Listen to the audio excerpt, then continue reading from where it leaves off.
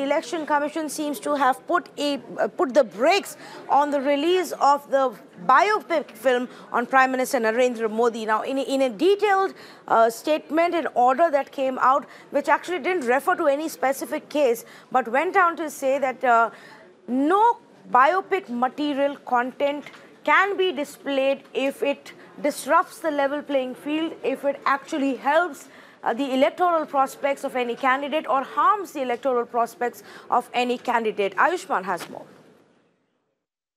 Well, Election Commission particularly maintains that at a time when model code of conduct is there, it's the film which is a personality, based on a personality, or shows a person in an image that is larger than life, clearly amounts to violation of model code of conduct, and that is why this film can't be released. The very basic point, Election Commission orders that. And the second point is that at a time when elections are on and the model code of conduct is there, you can't release a picture on a person who is already in power. This does not provide a level playing field to the opposition as well as other party who are in fray of the polls. I'm being joined by Priyanka Chaturvedi. We'll talk to her on the ban of PM Modi's biopic. Ma'am, how do you see Election Commission's action on PM Modi's biopic, which was scheduled to be released tomorrow? They have banned the biopic to be released. I think it was a long overdue decision, because if you want to have democratic principles in place and election code of conduct in place, then you need to adhere to those. The brazen manner in which Bharatiya Janata Party used all the financial resources that they have with them to try and promote brand Narendra Modi was absolutely shocking and goes against the ethics of political narrative setting as well as against election campaigning.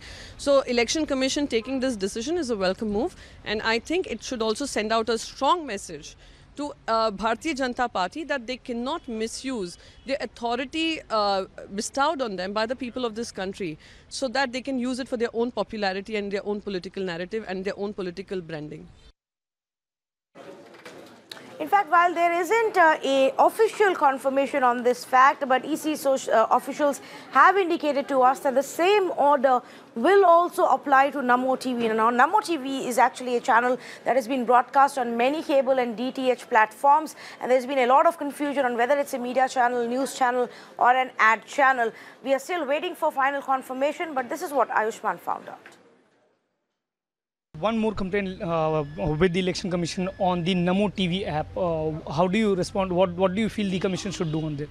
Namo TV is one of the most brazen manner in which Bharatiya Janata Party is promoting brand Narendra Modi. They need to realize this brand has diminishing value. You cannot undermine the INB guidelines. You cannot do away with licenses just because it promotes your political narrative. And at the same time going against the constitutional democratic processes that the nation recognizes time and time again. Specific order on Namo TV as well, while we tried to talk to the EC official sources, said that the para 2 of the 10th paragraph in the 7-page letter clearly specifies that anything that is associated with any particular political party or a person specific will also not be aired during this period.